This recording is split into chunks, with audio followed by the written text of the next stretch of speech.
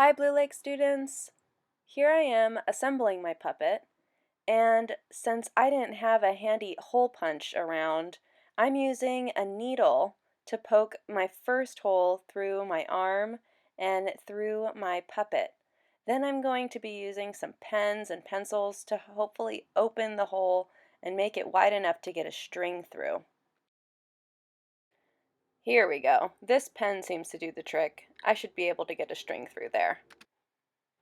Now that I'm able to assemble my puppet, it's time for me to cut out any small negative space that I need to show details like this eye and the mouth of my puppet. It's really important that you ask an adult for help at this point so that you stay safe. All right, class, it's time to assemble our puppets. Remember to put tape at the top of your sticks. See how I've done that here? That way they won't just slip off once you start moving. I have sticks for my arms so that I can move them independently, and then one for the body too.